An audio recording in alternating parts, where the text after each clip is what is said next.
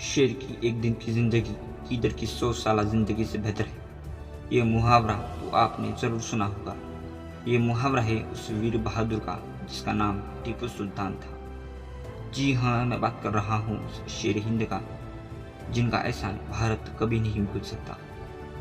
टीपू सुल्तान वो सुल्तान थे जो इस भारत देश को बचाने की खातिर लड़ते लड़ते शहीद हुए और अंग्रेजों के खिलाफ लड़ने वाले भारत के पहले सिपाही सालार बने। वही सुल्तान जो शहीद होने के बाद ब्रिटेन के चीफ जनरल ने कहा था कि आज से ये पूरा देश हमारा हुआ। हाँ, वही टीपू सुल्तान जो जब तक जिंदा रहे तब तक अपने देश भारत और अंग्रेजों के बीच एक पत्थर की दीवार बनकर खड़े रहे।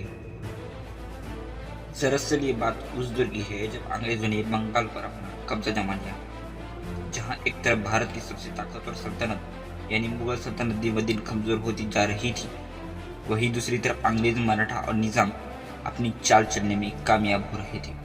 निजाम और मराठा अंग्रेजों के आगे घुटने टेक चुके थे। 10 नवंबर 1750 को सुल्तान की पैदाइश हुई। सुल्तान का पूरा नाम सुल्तान फतेह अली टीपू सैयद था। उनके वालिद का नाम नवाब हैदर अली था। 1761 में नवाब हैदर अली को मैसूर सल्तनत का सुल्तान बनाया गया। सिर्फ 14 साल की उम्र में अंग्रेजों के खिलाफ पहली ही जंग में सुल्तान को जीत नसीब हुई। एक दफा शिकार करते समय एक शेर ने सुल्तान को घेर लिया। बिना हथियार के सुल्तान ने शेर का जबड़ा ही फाड़ दिया। उस वक्त सुल्तान की उम्र सिर्फ 18 साल थी।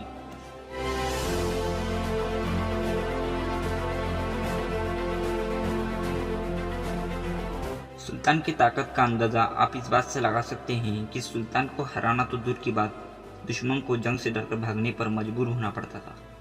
उस वक्त मैसूर सल्तनत भारत की सबसे ताकतवर सल्तनत मानी जाती थी। 1769 में जब अंग्रेजों ने सल्तनत की बंगाल पर कब्जा जमा लिया तो सुल्तान ने अपने वालिद नवाब हैदर अली के साथ मिलकर अंग्रेजों को धूल चटा दी। सेकेंड एंग्लो मैसूर वॉर के दौरान हैदर अली साहब ने सुल्तान को 90,000 की फौज देकर रवाना किया और कहा कि तुम्हारी ये जंग आने वाली दुनिया के लिए मिसाल बनकर खड़ी रहेगी। जिस जंग में पहली बार दुनिया में रॉकेट टेक्नोलॉजी का इस्तेमाल किया गया, अंग्रेजों की बहुत बुरी हार हुई। अंग्रेजों के 50 से 60,000 सिपाही मारे गए। ये बात ब्रिटेन तक पहुंचने के बाद ब्रिटेन में मातम मनाया गया। चाहे अंग्रेज हो, मराठा हो या निजाम हो, इन सब के लाख कोशिशों के बावजूद भी सुल्तान को हरा नहीं पाते थे।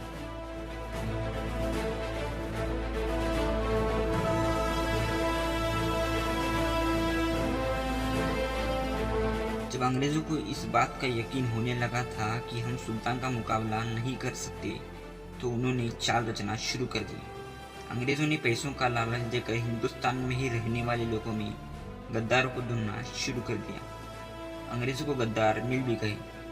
मीर सादिक जो सुल्तान का करीबी वजीर था, उसने गद्दारी शुरू कर दी। उसने पहले तो जंग के लिए जो खत अंग्रेजों से आते थे, सुल्तान तक पहुंच जाने से पहले छुपा लिया करता था। इन साजिशों की वजह से सुल्तान को बहुत नुकसान होने लगा था और सल्तनत कमजोर होती जा रही थी। अंग्रेजों ने मीर सादिक को हुकूमत का लालच देकर अगला सुल्तान बनाने का वादा किया। 1 मई 1799 को अंग्रेज, मराठा और निजाम एक साथ जंग के लिए श्रीरंगपट्टनम किले के नीचे आ गए। मीर सादिक ने जंग की तैयारी की खबर सुल्तान तक पहुंचने ही नहीं दी। 60 से 50,000 सिपाही किले के नीचे से वार कर रहे थे। सुल्तान 3 दिन तक कड़ी टक्कर से मुकाबला कर रहे थे, लेकिन 3 मई 1799 को अंग्रेजों ने जब मीर सादिक के साथ मिलकर मेन गेट की दीवार गिरा दी, उसी दिन रात को मीर सादिक ने अंग्रेजों को मुलाकात कहकर कहा कि 4 मई की सुबह होते ही किले के अंदर दाखिल हो जाए। सुबह होते ही मीर सादिक ने सभी सिपाहियों को तनख्वाह देने की बात कहकर किले के नीचे मस्जिद में बुलाया ताकि रास्ता साफ हो जाए। 4 मई 1799 सुबह के 11 बज चुके थे। रास्ते में सिपाही न होने के कारण 10,000 अंग्रेज और मराठा किले के अंदर दाखिल हो चुके थे। सुल्तान उस वक्त खाना खाने के लिए बैठे रहे थे कि खबर मिली कि अंग्रेज टूटी हुई दीवार से अंदर आ रहे हैं। उस वक्त सुल्तान के साथ सिर्फ मुट्ठी भर ही बॉडीगार्ड्स मौजूद थे। उनकी गिनती कुछ 50 से 60 थी। सुल्तान के फ्रेंच वजीर ने मशवरा दिया कि आप अपने बॉडीगार्ड्स के साथ किले के पीछे की तरफ निकल जाएं। तभी सुल्तान ने जो अल्फाज कहे वो इतिहास में हमेशा हमेशा के लिए मशहूर हो गए। सुल्तान ने कहा, शेर की एक दिन की जिंदगी गिदड़ की 100 साल जिंदगी से बेहतर है। इस जंग में सुल्तान का एक सिपाही हजारों अंग्रेज के बराबर था। सुल्तान हजारों का लश्कर काटते जा रहे थे। सुल्तान अकेले खुद 5 से 6 हजार अंग्रेज सिपाही पर भारी पड़ रहे थे। ये देख अंग्रेज सिपाहियों ने एक साथ 20 से 25 गोलियां सुल्तान के सीने पर चलाई, मगर फिर भी तलवार न रुकी। आखिर में 4 गोलियां सुल्तान के सर में लगने के बाद सुल्तान आखिरी सांस लेकर शहीद हुए। सुल्तान शहीद होने के बाद किसी अंग्रेज सिपाही की हिम्मत न हुई कि सुल्तान के करीब जा सके। अगर मीर सादिक ने गद्दारी न की होती तो आज भारत का इतिहास कुछ और ही होता। अंग्रेज भारत से भागे जाते। सुल्तान चाहते तो अंग्रेजों से हाथ मिला लेते, जैसे मराठों और निजामों ने किया था। टीपू सुल्तान ने भारत के लिए वो किया है जो आज तक किसी योद्धा ने भारत के लिए नहीं कर दिखाया। टीपू सुल्तान को कर्नाटक का शेर माना जाता है।